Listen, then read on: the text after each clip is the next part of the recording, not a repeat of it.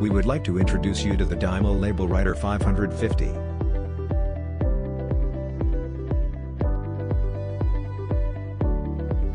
In the box you will find the cable to connect to the PC, the power cable and the DYMO tapes for your label printer.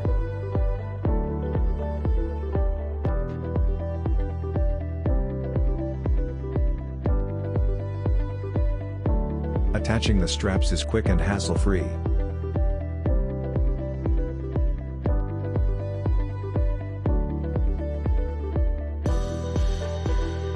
Then you connect the label maker to electricity and connect it to a PC.